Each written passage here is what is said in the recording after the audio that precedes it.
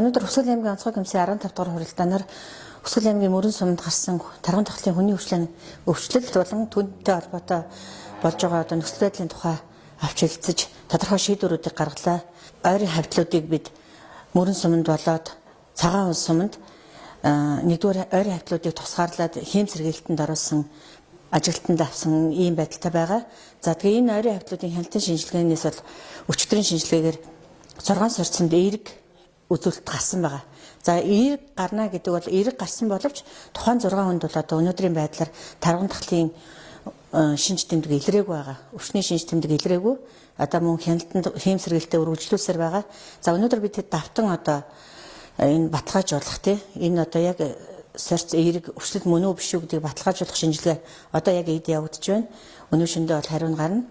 За мөн одоо энэ тарган тахлын хүний өвчлөлтөй холбоотойгоор бид бүхэн одоо аймгийн онцгой комиссийн шийдвэрээр иргэд олон нийтэд чиглэсэн арга хэмжээ тий урьдчилан сэргийлэх арга хэмжээ иргэдэд чиглэсэн мэдээллийг илүү өргөн талаастай хүрээгээр хүргэх иргэдэд одоо мэдээлэл олгох урьдчилан сэргийлэх арга хэмжээнүүдийг төлөвлөлөө. Үүний нэг нь бол одоо иргэдийн гар дээр байгаа тарвга агнсан одоо худалдан авсан хадгалж байгаа янз бүрийн тохиолдолд одоо иргэдэд гэрт нь тарвга байгаа нь одоо нууц биш. Тэгэхээр иргэд та бүхэн бол өөрийн эрүүл мэнд болоод бусдын эрүүл мэндийн аюулгүй байдалд санаа тавьж одоо өөрийнхөө гэрт хадгалагдж байгаа өөртөө байгаа энэ тарвгыг мэргэжлийн байгууллагад одоо манай зоны зүйн өвчин судлалын төвийн 7038 2420 гэсэн утсаар бидэнтэй холбогдож хүлээлгэж өгнө үү? Одоо бид энийг зохих заавар журмын дагуу аюулгүй байдлыг хангаад халдваргүйтэйгээд одоо мэргэжлийн байгууллага нь ингэж одоо аюулгүй болгоё, устгая гэдэг одоо ийм шийдвэр төрлөө. Тэгэхээр та бүхэн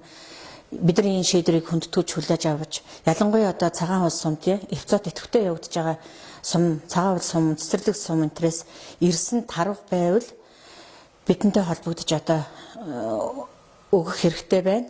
Энэ бол таны аюулгүй байдал, таны өр хүүхдийн аюулгүй байдал, бусдын нийгмийн эрүүл мэндийн ноцтой байдал үүсгэхээс сэргийлэх нэг одоо чухал арга зам болох юм аа.